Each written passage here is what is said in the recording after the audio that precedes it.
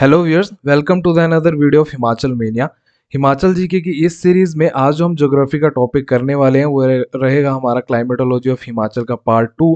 First video की अगर मैं बात करूं तो उसमें हमने क्लाइमेटोलॉजी के जो थे बेसिक्स कवर किए थे और इस वीडियो में हम जो है इसकी एप्लीकेशन को पढ़ेंगे। मैंने सोचा तो था इसी पार्ट में इस पूरे टॉपिक को ख़त्म करने की, बट जो हमारे दो टॉपिक हैं, एक हमारा सीज़न का और दूसरा हमारा जो टेम्परेचर रहेगा हिमाचल का, वो कवर इसमें नहीं हो पाएगा। फिर वीडियो जो है बहुत ज़्यादा लंबी हो जाती है और रिवीजन करने के लिए जो है काफ़ी कुछ हो जाता है। तो हम इसको इस पर्टिकुलर वीडियो में जो है सिर्फ क्लाइमेटोलॉजी की एप्लीकेशन पढ़ेंगे। तो स्टार्ट करते हैं हम आज के अपने टॉपिक को, बट उससे पहले जो लास्ट वीडियो में मैंने क्वेश्चन पूछा था, that area between tropic of cancer and tropic of capricorn is known by the name of. तो मैंने जो पूछा था कि कर्क रेखा और मकर रेखा के बीच का जो एरिया है जिसको हम ट्रॉपिकल एरिया बोलते हैं, उसको किस दूसरे नाम से जानते हैं, तो इसका आंसर है हमारा सी, टोरेड एरिया के नाम से इसको जाना जाता है। अब स्टार्ट करते हैं आज के टॉपिक, और सबसे पहले हम इसमें पढ़ेंगे जो फैक्टर हमारे इन्फ्लुएंस करते हैं क्लाइमेट के, हिमाचल के क्लाइमेट को। तो जो हमारे क्लाइमेट को इफेक्ट करते हैं वो है, first one is macro factor and second one is micro factor. तो सबसे पहले मैक्रो फैक्टर देखते हैं जो हमारे हिमाचल के क्लाइमेट को इफेक्ट करते हैं। उसमें सबसे पहला हम पढ़ेंगे लैटिट्यूड एक्सटेंट। तो लैटिट्यूड एक्सटेंट की मैं बात करूं तो कितना है हिमाचल का, 30 degree north to 33 degree north axis तक। According to this, the climate of Himachal should be of subtropical, but due to the presence of mountains conditions, its climate is of hot subtropical, temperate and frigid। अभी क्या बोल रहा है, सबसे first video में हमने किया था कि जो इसका लैटिट्यूड एक्सटेंट है हिमाचल का, वो 30 डिग्री नॉर्थ से लेके 33 डिग्री नॉर्थ तक है। मैंने बताया था कैसे लर्न रखना है कि हमारे पासिंग मार्क 33 होते हैं, तो ऐसे आपको लर्न रह जाएगा। अब बोलता है इस हिसाब से, लैटिट्यूड के हिसाब से तो हिमाचल का जो क्लाइमेट है वो सब ट्रॉपिकल टाइप का होना चाहिए, बट क्योंकि हमारे बीच में माउंटेन रेंजेस आ जाती हैं तो उसकी वजह से जो है हमारा जो क्लाइमेट है वो क्या हो जाता है, हॉट। ट्रॉपिकल एरिया मतलब हॉट हो जाता है, सब tropical temperate and cold type का मतलब फ्रीजिड जोन टाइप का हो जाता है। नेक्स्ट अगर मैं बात करूं रिलीफ की, तो रिलीफ होता है हमारी माउंटेन जो हाइट का डिफरेंस को हम बोलते हैं रिलीफ। तो क्या बोल रहा है, height in the state in is ranging from 350 metres in the Shivalik and increasing up to the height of 7000 metre in शिला। The climate of Himachal is change according to the height. अब ये तो हमें पता ही है कि जैसे जैसे हम ऊपर जाते जाते हैं, हाइट पे जाते जाते हैं, वैसे वैसे ठंड होती जाती है, मतलब टेम्परेचर हमारा डिक्रीज होता जाता है। तो वही बोल रहा है कि हमारे जो ऊना और जो लो लाइंग एरिया है, लो एलिवेटेड एरिया, वहाँ पे हाइट रहती है हमारी 350 मीटर्स। सो फिर कहाँ तक एक्सटेंड है ये, किन्नौर में जो हमारी हाईएस्ट माउंटेन पीक्स हैं जैसे शिला, जिनकी हाइट अप टू 7000 मीटर तक जो हमें देखने को मिलती है। तो ये जो हमारा रिलीफ है, जो हमारे माउंटेन की हाइट की डिफरेंस है, वो भी जो है क्लाइमेट को हमारे हिमाचल के इफेक्ट करती है। थर्ड अगर मैं बात करूं वो है मॉनसूनल विंड्स। तो most of the Himachal receives rainfall through south west monsoon. Cloud burst in the rainy season is also considered as a seasonal phenomena. Rain in the Himachal is recorded only up to the windward side of Pir Panjal and Greater Himalayas. On the leeward side, conditions like cold deserts are found. तो ये क्या बोल रहा है, देखो कि हमने इसको पढ़ लिया था जब हमने रेन वाला टॉपिक पढ़ा था कि हमें जो मेनली बारिश होती है वो होती है हमारे साउथ वेस्ट मानसून से। तो यहाँ से जो हमारा मानसून आता है पूरे हिमाचल में एंटर करता है, वो बारिश करता है, बट यहाँ पे जो है रेंजेस हैं हमारी, तो वो बैरियर प्रोवाइड करती हैं।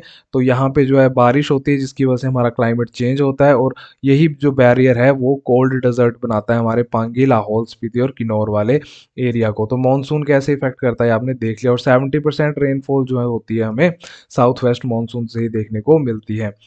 फोर्थ अगर मैं फैक्टर की बात करूं तो वो है हमारी जेट स्ट्रीम्स, जो हमारे क्लाइमेट को इफेक्ट करती हैं। तो जेट स्ट्रीम्स क्या होती हैं, are the fast flowing narrow meandering air current in the atmosphere of some planets including earth. On earth the main jet streams are located near the altitude of tropopause and are westerly winds flowing west to east. Jet streams are mainly responsible for sudden burst of monsoon in the area। अब ये देखो, ये आपको नई term लग रही होगी jet stream, पर इसको सिंपली समझते हैं क्या होती हैं। ये हवाएं होती हैं जो कि वेस्ट टू ईस्ट चलती हैं। अब ये रहा हमारा वेस्ट एक्सटेंट हिमाचल का, और ये रहा हमारा ईस्ट एक्सटेंट। तो आप इसका ना निक नेम याद रख लो कि जो वेस्ट से चलती है ईस्ट की ओर, तो इसका नाम हमने रख दिया वेस्टर्लीज, क्योंकि वेस्ट से चलती है। अब ये इफ़ेक्ट कैसे करती हैं? सबसे पहली बात कि ये जो है ये फ़ास्ट फ्लोइंग जो होती है हमारी वो रहती हैं हवाएँ।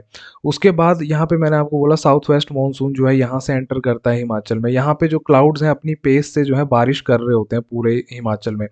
तो ये क्या करती हैं विंड्स इनको एक प्रोवाइड करती हैं, एक थ्रस्ट प्रोवाइड करती हैं कि ये यहाँ पे पूरा जो है बारिश कर सकें। मतलब इनको जो है एक तरह का ही हेल्प करती हैं मतलब चलने में, आगे बढ़ने में। तो ये सारी जो है यहाँ पे बारिश हो जाती है अगेन वही कि यहाँ पे जो है बैरियर बन जाता है, यहाँ ज़्यादा बारिश हो जाती है, यहाँ पे अगेन जो है कोल्ड डेज़र्ट बन जाता है। दूसरी बात जेट स्ट्रीम्स की, कि ये कहाँ पे मिलती हैं, तो वो हमें मिलती हैं ट्रोपोपॉज़ में। तो ट्रोपोपॉज़ कहाँ पे होता है, ये हमारी लेयर ऑफ अर्थ होती है। अगर मैं आपको एक फिगर की हेल्प से बताऊँ, तो ये है हमारी मेनली जो लेयर्स रहती हैं हमारे अर्थ की। तो ये भी एग्ज़ाम में पूछ लेते हैं, तो थोड़ा-सा इसको जो है वो समझ लेते हैं। सबसे नीचे हमारी जो लेयर होती है, जो धरती से 10 किलोमीटर तक, वो होती है हमारी ट्रोपोस्फियर। ये हमारी जो है पूरी ट्रोपोस्फियर है अप टू 10 किलोमीटर, और जहाँ पे ट्रोपोस्फियर हमारी ख़त्म होती है उसको हम बोलते हैं ट्रोपोपॉज़। जितनी भी हमारी एटमॉस्फेरिक कंडीशंस हैं जो ह्यूमन बीइंग्स के लिए मतलब एसेंशियल हैं ज़िंदा रहने के लिए, वो हमारी कहाँ पे होती हैं, ट्रोपोस्फियर में। उसके बाद 10 किलोमीटर से 50 किलोमीटर तक होती है हमारी स्ट्रेटोस्फियर। तो स्ट्रेटोस्फियर जहाँ पे ख़त्म होती है उसको हम बोलते हैं स्ट्रेटोपोज़। उसके बाद आती है हमारी मीज़ोस्फियर, उसके बाद जहाँ पे ख़त्म होती है अप टू 80 किलोमीटर उसको बोलते हैं हम मीज़ोपोज़। उसके बाद थर्मोस्फियर आती है, और एंड में हमारी एक्सोस्फियर आती है। एग्ज़ाम में कई बार जो है क्वेश्चन पूछ लेते हैं कि इनको अरेंज करो, मतलब नीचे से ऊपर या ऊपर से नीचे। तो इसको कैसे याद रखना है, अब देखो इसको याद रखना है आपने सन से। कैसे निमोनिक अगर इसका मैं बताऊँ, तो the sun is the main source of thermal energy, ठीक है? मैंने आपको क्या बोला, जो सन है हमारा मेन सोर्स है थर्मल एनर्जी का। तो टी से क्या हो जाएगा हमारा थर्मोस्फियर, एस से हो जाएगा हमारा स्ट्रेटोस्फियर, एम से हो जाएगा हमारा मीज़ोस्फियर, थर्मल से हो जाएगा हमारा थर्मोस्फियर, और सन कहाँ पे प्रेज़ेंट है, एक्सो मतलब कि हमारे जो प्लैनेट है उससे बाहर, तो एक्सोस्फियर। एक्सोस्फियर जो हो जाएगी हमारी लास्ट लेयर हो जाएगी। और उसके बाद कई बार क्वेश्चन में ये भी पूछ लेते हैं कि थर्मोस्फियर के बाद वो जो है वो सॉरी ट्रोपोस्फियर के बाद जो है वो ट्रोपोपॉज भी डाल देंगे। तो ये आपको याद रखना है कि ट्रोपोपॉज हमारा कहाँ पे है, स्ट्रेटोपॉज हमारा कहाँ पे है। जहाँ पे वो पर्टिकुलर लेयर जो है पॉज होती है वहीं पे हमारा जो है पॉज हमें मिलता है। तो ये चीज़ें सारी आपको याद रखनी है। इनकी जो लेयर है वो कई बार मैंने आपको बोला कि एग्जाम में पूछ लेते हैं अरेंज करने के लिए। तो ये होगी हमारी जेट स्ट्रीम जो मैंने आपको बता दी। नेक्स्ट है हमारा western disturbance. Western disturbance in the month of December to March climate of the state is affected by the western disturbances. With the emergence of western disturbance, temperature in Himachal and whole northern India tends to fall.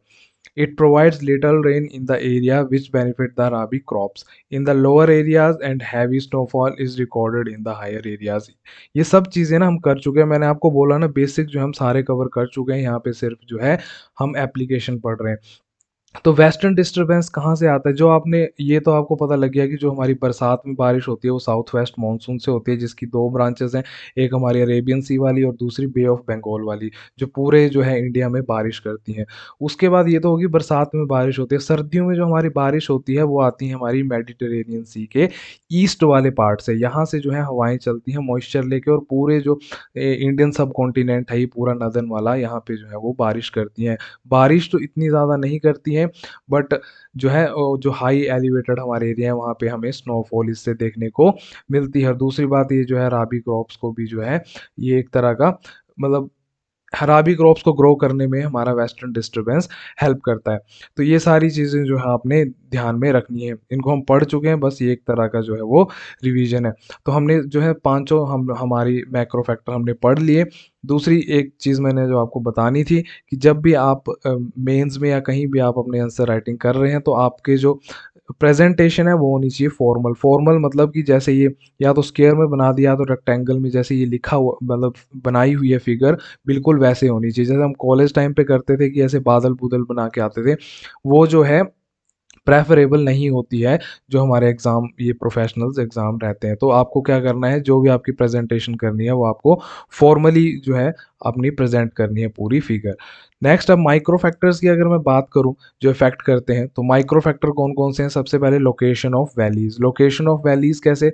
हमारी कुछ valleys होती हैं जो सन facing होती हैं और कुछ जो होती हैं शैडो एरिया में आ जाती हैं। तो वैसे जो हमारा क्लाइमेट इफेक्ट होता है कि जहाँ पे सन फेसिंग है वहाँ पे जो है टेम्परेचर थोड़ा प्लीजेंट रहेगा, और जहाँ पे जो है बिल्कुल शैडो पड़ती नहीं है धूप, वहाँ पे जो है ठंड में बहुत ही ज़्यादा जो है ठंड हो जाएगी।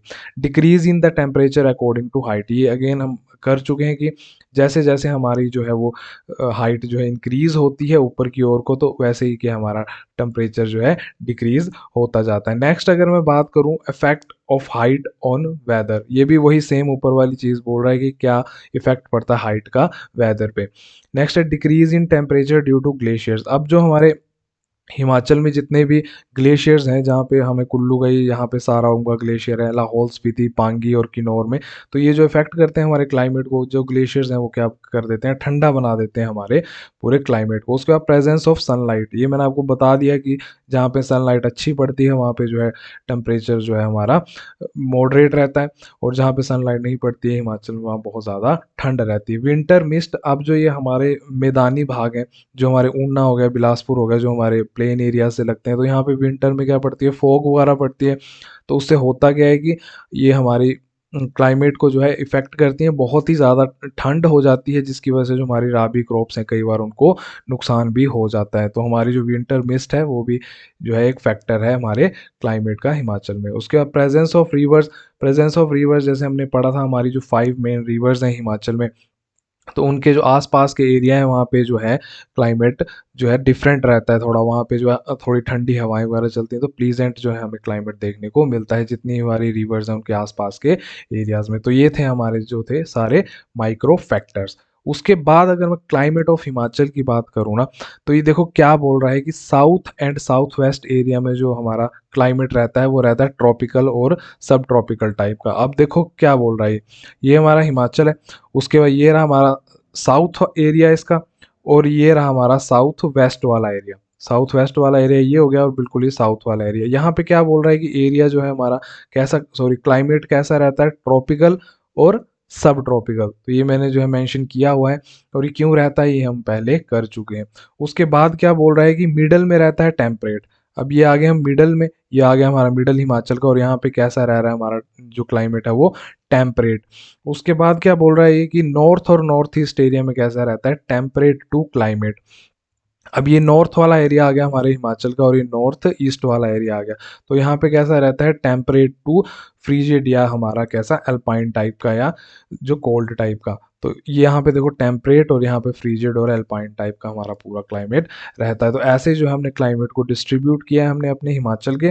उसके बाद climate of Himachal is divided mainly into 3 parts. तो 3 पार्ट्स में हमने डिवाइड किया है। ट्रॉपिकल और सब ट्रॉपिकल को जो है इन्होंने एक यूनिट माना है। उसके बाद सेकंड जो यूनिट मानी है इन्होंने टेम्परेट, और थर्ड वन इज हमारा फ्रीजिड जो हमारा अल्पाइन एरिया है। तो ऐसे जो है मेनली हमने डिवाइड कर दिया अपने हिमाचल को। अब पढ़ते हैं इनकी हम एप्लीकेशन की, इनमें क्या क्या मतलब पर्टिकुलर एरिया में क्या क्या रहता है, कितना टेम्परेचर रहता है ना, क्या क्या वेरिएशन रहती है। तो सबसे फर्स्ट हम पढ़ेंगे अपना ट्रॉपिकल एंड सब ट्रॉपिकल जो एरिया रहता है हमारा, उसमें सबसे पहले हम पढ़ेंगे ट्रॉपिकल क्लाइमेट, और फिर पढ़ेंगे हम सब ट्रॉपिकल क्लाइमेट को। तो सबसे पहले जो हमारा ट्रॉपिकल और सब ट्रॉपिकल क्लाइमेट है वो हमें कहाँ मिलता है, आप देख लो एक बार, एरियाज आप देख लो, उस हिसाब से हम इसको पढ़ेंगे। मैंने बोल दिया आपको कि रट्टा नहीं लगाना आपको, आप सब कुछ जो है कवर कर चुके हैं, आपको सिर्फ अब जो है ये मैप्स देखने हैं और उन चीज़ों को अप्लाई करना है। Found in the southern and southern west direction of Himachal, ये हमने देख लिया। उसकी हाइट रहती है 350 मीटर टू 1500 मीटर्स। ये हमारी किसकी हाइट है, शिवालिक्स की हाइट है। जब हमने पीक्स पढ़ी थी तो हमने इसको बिल्कुल अच्छे से कवर किया था। तो 350 मीटर से जो है 1500 मीटर तक हमें जो है हमारा ट्रॉपिकल और सब ट्रॉपिकल एरिया देखने को मिलता है। उसके बाद क्या बोल रहा है कि कौन कौन से एरिया आगे, Shivalik area, outer Himalayas and lower areas of Himachal are come under this category. तो ये ठीक है, शिवालिक एरिया हो गए हमारे, आउटर हिमालयाज हो गए, ये सारे जो है हमारे इस पर्टिकुलर एरिया के अंडर पड़ते हैं। उसके बाद ट्रॉपिकल क्लाइमेट की अगर मैं बात करूं, तो climate of this type is found in Shivalik mountains, Doon valleys and outer Himalayas up to the height of 750 metres. Climate is dry, drinking water problem, problem of dryness of soil in winters, high temperature in summers. तो ठीक है, obvious सी बात है कि यहाँ पे धूप जो है बहुत ज़्यादा पड़ती है। हमारे जो मैदानी भागों में तो ड्रिंकिंग वाटर की प्रॉब्लम भी रहती है, समर काफ़ी ज़्यादा गर्म होती है। सॉइल में मॉइस्चर रहता नहीं है क्योंकि जो है सारा जो इवेपोरेट करके ले जाता है हमारा सन। तो ये सारी जो है करैक्टरिस्टिक्स रहती हैं हमारी ट्रॉपिकल क्लाइमेट की। उसके बाद अगर सब ट्रॉपिकल क्लाइमेट की बात करूँ थोड़ा सा ऊपर, तो हम हमें जो है moisture is more in this type of climate. Height रहती है इसकी 750 टू 1500 मीटर। तो ऑब्वियसली बात है ये जो हमारे एरिया है फुट हिल्स पे पड़ते हैं, जहाँ पे हमें कौन सी ओरोग्राफिक रेनफॉल जो है वो देखने को मिल जाती है। तो मॉइस्चर यहाँ पे थोड़ा ज़्यादा रहता है as compare to tropical area.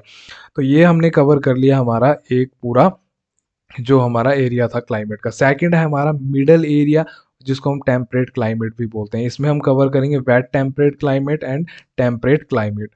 तो area of Chamba, Kangra, Mandi, Solan, Kullu, Shimla and Sirmaur having temperate climate, temperate type of climate. तो आप देख सकते हो मैप पे क्या बोल रहा है कि चंबा, कांगड़ा, कुल्लू, मंडी, शिमला और सिरमौर जो हैं हमारे टेम्परेट क्लाइमेट में आते हैं। उसके बाद हाइट रहती है इनकी 1500 टू 3500 मीटर्स। नेचर कैसा रहता है इसका, कोल्ड विंटर्स।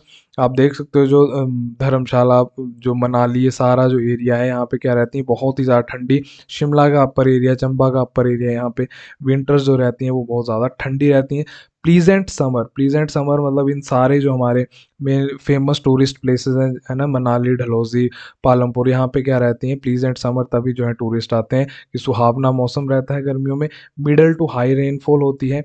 उसके बाद मॉडरेट टेम्परेचर रहता है, ये हमने देख ही लिया। उसका स्नोफॉल मिलती है हमें विंटर्स में, और मॉइस्ट सॉइल मिलती है यहाँ पे हमें इस एरिया में। उसके बाद वेंट टेम्परेट क्लाइमेट की अगर मैं बात करूँ तो इसमें क्या पड़ते हैं, डलहौजी का एरिया, धर्मशाला का एरिया जहाँ सबसे ज़्यादा बारिश होती है, कांगड़ा का, धौलाधार का एंड पालमपुर का एरिया जो है सारा हमें यहाँ पे देखने को मिलता है। हाइट कितनी रहती है पर्टिकुलर इसमें, 1200 टू 3500 मीटर्स।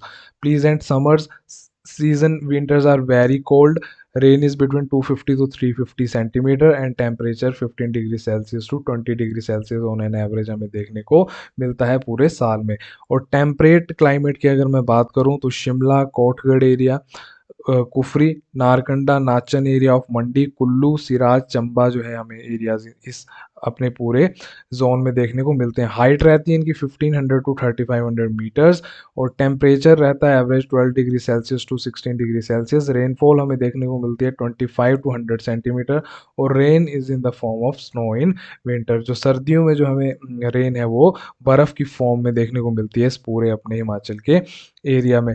तो ये सारी जो है ना, मैंने आपको बोल दिया, आपने पढ़ी हुई है, अब इनको आप कैसे पढ़ के एक बार अप्लाई करते हो वो आप पे डिपेंड है। दूसरी जो मैंने जैसे मैप बनाए हैं, मैंने हर वीडियो में बोलता हूँ कि आपको जो है ऐसे रफ मैप बनाना आना चाहिए हिमाचल का, और उसमें आपने ऐसे प्रेजेंट भी करने हैं। जो आपने एक बार अगर प्रेजेंट कर दिया तो एग्जामिनर को आपका आंसर समझने में प्रॉब्लम नहीं होगी, और आपको एक्सप्लेन करने में भी जो है ज़्यादा प्रॉब्लम नहीं होगी। तो इनको जो है एक बार आप टॉपिक्स के जितने भी मैप्स मैंने बताए हैं उनको आप प्रैक्टिस कर लेना। लास्ट अगर मैं बात करूँ, ये हमने कर लिया फर्स्ट भी सेकंड भी, एंड में जो हमारा एरिया है वो पड़ता है हमारा अपर एल्पाइन क्लाइमेट। इसको हमने किस किस में जो है वो डिवाइड किया है, एक ये हमने सब अल्पाइन क्लाइमेट में, और second one is cold and dry temperate climate में। अब इसको पढ़ते हैं हम।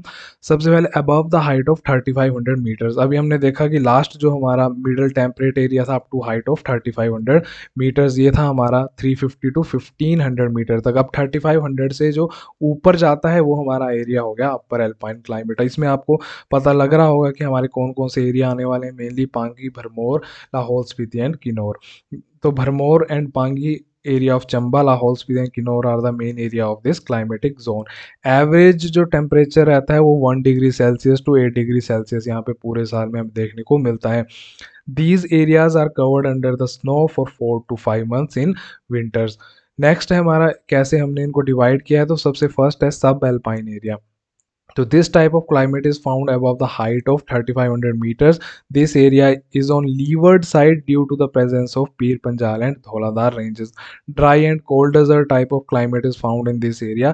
Rainfall जो होती है यहाँ पे less than 60 सेंटीमीटर हमारी रहती है। तो आपको पता ही है यहाँ पे जो है हमारी अगेन वही सब चीज़ें दोबारा आ रही हैं, तो सब वही जो है एक्सप्लेन किया हुआ है। नेक्स्ट है अल्पाइन ड्राई एरिया। तो climate is found above the height of 4000 metres, average temperature is below 8 degree Celsius and in winters temperature is below freezing point. Rain in the form of snow, avalanche are the main problem. Pooh area of Kinnaur, Pangi area of Chamba, upper area of Lahaul Spiti are the main parts of this type of climate. All glacier of Himachal are present in this section of climate region. तो ये क्या बोल रहा है कि अब इसको देखो हमने दो पार्ट्स में डिवाइड किया। ये एक हो गया हमारा सब एल्पाइन एरिया और उसके बाद हो गया एंड वाला एल्पाइन एरिया। जितने भी हमारे ग्लेशियर्स हैं, चाहे हमारा बारालाचाला हो गया और जितने भी बड़े बड़े हमारे सारे ग्लेशियर में बड़ा शिगड़ी हो गया, ये हमारे इस एरिया में हमें देखने को मिलते हैं। एवलांचेस जो है मेन प्रॉब्लम है इस पूरे एरिया की। कौन सा एरिया आता है इसमें? पांगी का एरिया आता है, लाहौल स्पीति के बिल्कुल अपर वाले एरिया जो 4000 मीटर की हाइट से ऊपर है। दूसरी चीज़ की लीवर्ड साइड पे पड़ते हैं तो बारिश यहाँ पे कम होती है, तो इसको हम कोल्ड डेजर्ट भी बोलते हैं। यही सारा कुछ जो है वो आपको इसमें दिया हुआ है। तो ये जो है सारी हमारी जो थी एप्लीकेशन थी, और जैसे हमने अपने पूरे हिमाचल को क्लाइमेटिक जोन्स में डिवाइड किया है, ये सब कुछ उसमें बताया हुआ है। तो ये अगर आपको क्वेश्चन आ जाए तो आपको कैसे लिखना है वो मैंने आपको बता दिया। टेबल की फॉर्म में मैप्स आपको अगेन मैं बोलता रहता हूँ कि आपको प्रेजेंट करने हैं। अब आज का जो मैं क्वेश्चन पूछने वाला हूँ, जो क्वेश्चन है atmospheric layer important for human beings is, ये मैं आपको बताया है। आप एक बार मेरे को इसका आंसर बताओ। आइनोस्फेयर, मीजोस्फेयर, स्ट्रेटोस्फेयर और ट्रोपोस्फेयर। अगर आपको आंसर पता है तो नीचे कमेंट बॉक्स में दो, और डिस्कस करेंगे हम इसको अपनी नेक्स्ट वीडियो में। तो ये था हमारा आज का टॉपिक, और लास्ट वीडियो मैंने आपको बता दिया है कि हम क्या कवर करने वाले हैं, टेम्परेचर और जो हमारे सीजन बचे हैं हिमाचल के, और एमसीक्यूज जो इस टॉपिक में से आए हुए हैं। तो तब तक इस टॉपिक को जो है आप रिवाइज कीजिए। मिलते हैं आपसे नेक्स्ट वीडियो में इसी जो टॉपिक के लास्ट पार्ट के साथ। तब तक के लिए take care and bye bye.